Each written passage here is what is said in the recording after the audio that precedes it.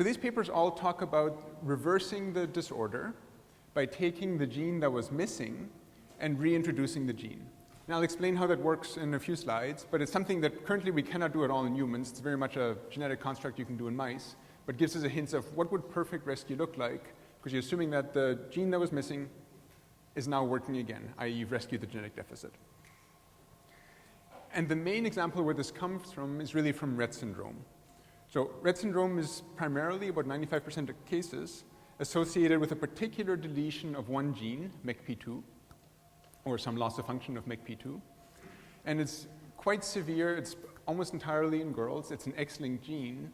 And so if you're missing the single copy in males, it's almost always perinatal lethal, so they don't survive.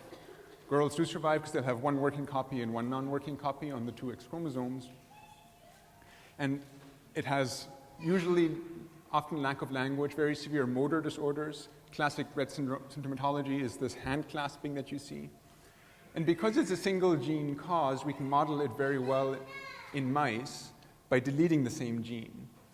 So there's one example here. If you look at a mouse and you pick it up by its tail, it actually has the exact same clasping method, clasping of its paws in this case, if it's missing the genes. So effectively, just as in humans, in mice the disease only begins to set on after a while of normal development. So in girls, they tend to have fairly normal development for the first 12 to 18 months of life, and then it begins to regress and get worse and worse with time after 18 months or so. And it's the same in mice, where after they're kind of young adults past puberty, they still behave fairly normally, and then the symptoms get worse and worse and worse. So for example, a normal mouse, get it here, if you pick up a normal mouse by its tail, it'll do this, stretch its legs out. If you take a mouse which has had this MECP2 gene missing for a while, it'll begin to clasp its same paws. Now, this is something which actually becomes important here, so I'll take a moment to talk about the very difficult case when we're working with mice about how do we compare ages between humans and mice. Because effectively we're talking about developmental disorders, and in humans, brain development, language development, cognitive development is a very protracted period going on for years and years and years. A mouse only lives for about 2.5 years. And if you just look at the early time period, mouse is born at day 0, or P0 on this graph here, P being for postnatal. For the first 10 days of its life, its eyes are still closed. It's like a little jelly bean in the cage just being fed by its mom. It begins to open its eyes around day 10. By day 21, it's independent enough to be away from its mom. By day 28, it has gone through puberty. So again, a very, very protracted, very quick time period, which is one of the issues we have to struggle with when we're working with mouse models and trying to figure out equivalent times. So that's one way of looking at time. Effectively, by day 28, you've gone through puberty. But if you look at genetic models, the time period begins to stretch out a little bit. So I was telling you before that in MECP2, there's very, very few boys that survive if they're missing the MECP2 gene. Whereas mice, the male mice are much more severely affected than females, but they live for about 80 or 100 days still, so way past this puberty time window. So in some ways, even though it's past puberty, it's still the early developmental equivalent of what it is in human ages. But it's very hard to draw that precise combination of saying age 23 days in mice corresponds to 2.5 years in humans. It's difficult to do, but it's a hurdle we do have to come across every so often. So if you're missing this MECP2 gene, what really seems to be happening at the neuronal end is that you have the same number of neurons, you have the same number of astrocytes, all the cells are there, but they're not as complex. They don't mature fully, which is also part of what you're seeing when the mouse develops normally or the kid develops normally for the first months or days in the case of the mouse, and then it just doesn't progress, begins to regress. It's the whole normal maturation isn't happening properly. So for example, if you look over here, this is a healthy neuron. You can see all sorts of branches going everywhere. That's what a neuron's supposed to look like. And then the equivalent from a Rett mouse, it looks coarsely the same, but there's fewer branches, less complexity to it, etc. So very quick genetics 101. And the way that this gene is structured, and this is the case for just about every gene, is that it's divided into exons and introns, where what codes for the protein is sitting in the exons. And then there's little gaps in between, which get taken out when the DNA is translated to RNA and then into protein, which are the introns. So there's two main variants of the MECP2 gene. One of them starts being encoded around, one of them starts being encoded in exon 1, one of them starts being coded exon 2, results in pretty much the same protein at the end of the day. So the critical part of the gene is in this exon 2-3 area. And almost all of the mutations we know in MECP2 girls tend to occur there, and the earlier they occur, the closer to this exon 2-3 break, the more severe the mutation because there's the less functional protein that is produced. So these studies then look at how do we actually rescue the gene by turning it back on. And this is where we get into mouse genetic trickery, for lack of a better word. So what we do in this case is if you have the same gene, so normally the reading of the gene to turn into protein begins somewhere around exon 2, we then put a stop codon between exon 2 and 3. So what this means is that when the DNA is being translated into RNA, translated into protein, it sees stop, it stops translating it, and no functional protein is formed. So effectively when we do this, when we put this 3 nucleotides in that tell the RNA not to translate that particular gene, we have resulted in a null gene. So the gene does not produce any viable protein. It doesn't work. It's as if it's missing entirely. But what we can do in the mouse is we can surround this stop codon with these 2 what are known as LOXP sites. And effectively what this means is we take a mouse which has the stop codon surrounded by these 2 sites, and we cross it with a different mouse which has this CRE driver. Effectively what we're doing is we're taking a pair of scissors, putting them onto the CRE line, and then at the time of our choosing, just the way that this protein is engineered, we can give the mouse tamoxifen, which binds to the CRE protein, and these scissors then move in and cut out these 2 LOXP sites. So you've now taken the stop codon and removed it, and resulting in a gene which now looks as it did if the stop codon was never there. And MECP2 is being produced again, and you have a fully functional protein. So again, it's dependent on engineering. It'd be very nice for us if all of the kids with MECP2 mutations had the simple LOXP sites where we could cut out the stop codon. That isn't the case, of course. But in the mouse, it lets us mimic the effect of saying the mouse developed without functional MECP2, because it had a stop codon, and then at a certain time of our choosing, in our case, as after symptoms have been onset already, we can cut out the stop codon and have a fully functioning gene again. So what this allows us to ask is, if you could treat this disease perfectly, if you could just give the gene back that was missing, what would rescue? And the big question that's always existed in the field of neurodevelopmental disorders is, how early do you have to rescue to get efficient rescue? Does it have to be in the first trimester of pregnancy? Can it be after symptoms of onset? Can it be years after symptoms of onset? Is there a certain critical period of brain development that you can never get back, or can it still be recovered? And so this was first started by Sir Adrian Bird in Scotland, who created this mouse model, and came up with a quite exciting finding that even after fairly severe progression of symptoms, if you then turn MECP2 back on, by taking out the stop codon in this case, you get fairly complete recovery. So this is an example of what it looks like in our hands. So you have a mouse, it's sitting there, has problems initiating motor, a lot of tremors, a lot of issues. It's a fairly severe disorder. The top mouse is the same mouse after we turned it back on. So if you know mouse behavior, it's walking slightly awkwardly, but by and large it's recovered movement, it's walking around, it's able to do almost anything. So after fairly severe symptoms, it's just sitting there tremoring, barely able to move. We turn the gene back on, a lot of at least the motor symptoms end up coming back. So they've investigated this in some more detail. This is again from the group in Scotland, and found that what you do get is significant recovery of the motor symptoms, as you saw in that video. There's a lot of respiratory issues in Rett syndrome, which are also recovered if you turn the gene back on. A lot of the synaptic plasticity, if we go in with electrodes to measure it, again, turn on to be there as well. And if we look at some brain structure measures, but doing histology and cutting open the brain and looking at different parts, we can see that in most cases, we're getting to somewhere around 80–90% of control levels if we're measuring at one spot in time. So we took the same mouse model and used brain imaging on it, because one of the few things we can do in vivo. So we can measure the structure of the brain before and after we rescue by cutting out the stop codon. And it's also the same methodology we would use for looking at, in human trials, for example, at the effects of rescue itself or effects of a treatment. So in this case, again, the progression onset is around day 40 or 50. We do a scan with MRI. And then we started to reintroduce the function of the gene over time, and then do another scan with MRI to see what the effects of reactivation are in these particular mice. So on the left, you see the phenotype score, and this is all at day 50, so it's before we start to rescue.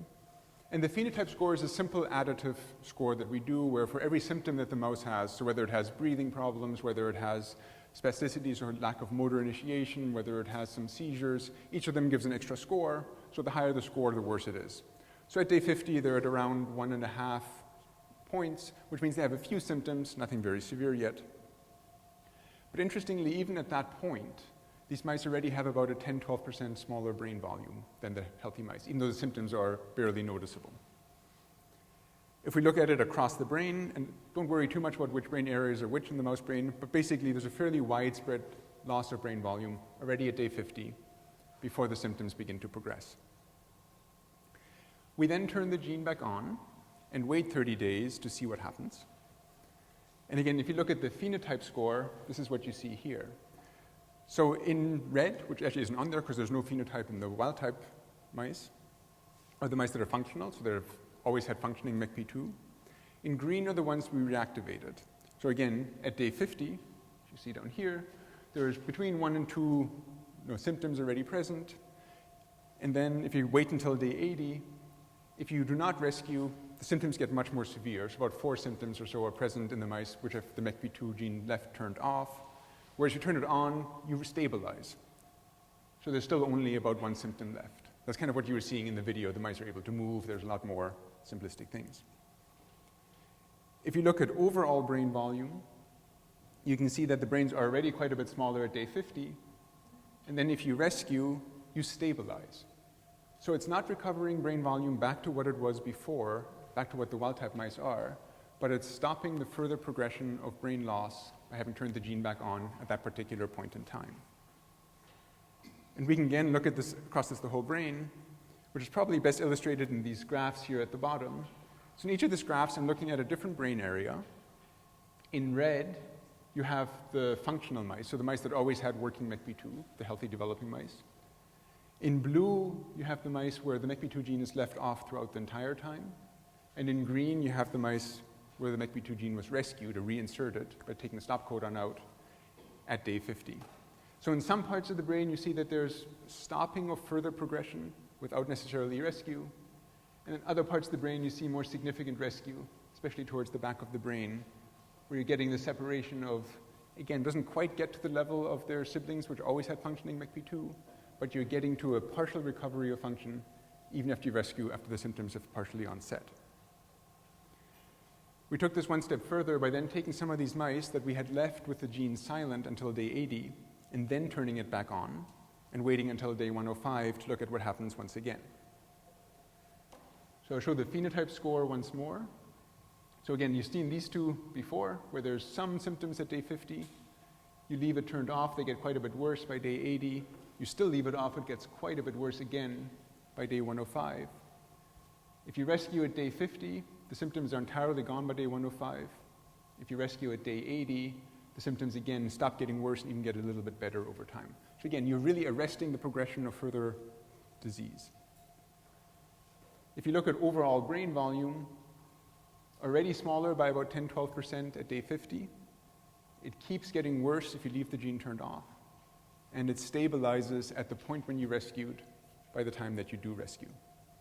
And we can again go across different areas of the brain, where now in purple you have the rescued at day 80, where you can see that it seems to always move the brain structure back onto the trajectory of what the wild-type mice are, without fully recovering what the baseline deficits were at the time that you began to rescue.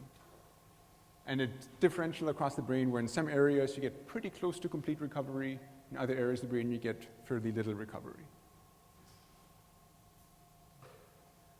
There's also a paper out which did this exact same process without the imaging, but in a SHANK3 mouse model. So SHANK3 is the gene associated with Phelan-McDermott syndromes, also fairly associated with coincidence with autism. And in that case, you also had this fairly similar rescue. So even after the symptoms of onset, if you reintroduce gene function, you can get back, recover a decent bit of function in these mice. And in this case, they looked at a more broad array of behaviors, which is very hard to do in the MECP2 mice because they have such significant motor issues. Almost all of the behavioral tests we do in mice are dependent on looking at what they do. So if they can't really move, it's hard to tell whether there's learning and memory because they're not going to a certain spot or because they can't initiate movement. But you can in these Shank3 mice. And if you rescue well after the onset of symptoms, so in mouse adulthood, what they found is they could close to fully recover the social deficits in these mice, as well as the stereotypical behaviors, which in mice is usually measured as how much they groom themselves, if they over-groomed until they have spare spots on the skin. But they only partially recovered anxiety and fine motor control issues in these particular mice. So to sum up, what do I think this all means? So first, we can use mouse models to understand timing of rescue.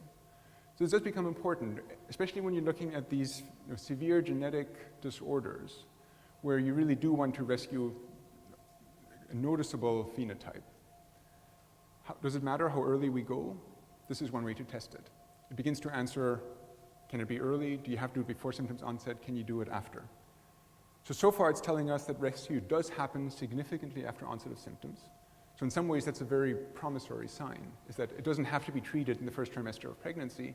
It can be treated after diagnosis, after symptoms are onset. But at least in the MECP2 mice, there is that caveat that even though you rescue symptoms quite a bit, and that video of the mouse suddenly being able to move again is quite striking, it seems to really push individual brain areas onto the same developmental path as the wild-type mouse, without fully recovering the deficit already incurred by the time rescue began. So timing does matter. You can rescue after onset of symptoms. The earlier you do it, the better off the rescue will be. So really what's next? I think you'll see a lot more in the literature asking this kind of questions with different single gene mouse models, because it's a genetic technique we can do if we know what the gene is that's missing. We can do the same trick of putting the stop codon in and cutting it out when we want to. So there's more and more studies coming on different Shank3 isoforms and different other single gene mutations. And also getting more and more detail about what is the timing window that matters, what are the ways can we enhance treatment. So in this case, we simply left the gene back on. Of course, if you were to think of a human treatment case, if you imagine a child that had no language until year 15 and suddenly the gene is turned back on, they wouldn't suddenly speak the next day. You'd have to combine it with intensive behavioral therapy, et cetera. So we can do some of the equivalent things in mice to see if we don't just turn the gene back on, but also, at least in MECP2, we can think of turning the gene back on as allowing plasticity to happen again, but you still have to try to reinforce it with various behavioral interventions. We can do something somewhat similar in mice. Will it increase the amount that we rescue? Open questions, and certainly something we want to be going on with. So there's lots of people, as always, who help with this, and lots of funding agencies, especially OBI and PONT, and thank you for your attention. Any questions? The question for those who couldn't hear is, can CRISPR, which is a new gene editing technique, be used to actually introduce gene function again in single gene loss mutations? So the big issue for central nervous system disorders is we have no good way to get a virus which would carry this particular CRISPR or the Cas9 guide to the whole brain. So you'll start to see it first, I think, in ocular disorders. We're starting to do more and more gene therapy because we can have access to the full eye and we can start to get a virus in that would cut out a bit of misfunctioning gene or reintroduce something. We're still really missing the way to do it on something like MECP2, which is expressed throughout the whole brain and throughout much of the body, in fact. So that's the big issue. How do we get it in? How do we deliver it? But I'm sure that at some point that'll start to be solved, and they're trying. There's attempts to get this kind of gene editing in Huntington's disease, one of the very severe neurodegenerative disorders, single gene. If you can cut out those repeats you get in Huntington's, it'd be an amazing thing. And they're trying, and I think it'll get there, but it's still years and years away. Not because we can't do it to a gene in isolation, we're starting to be able to, but because we can't get it into where it needs to go in a way that's effective and safe. So I think that's an open question. Is it going to be the same answer across every one of the genes we might do this to? Or is it going to be a different case for each particular mutation? And we don't know yet. I mean, these genes all code for fairly different function.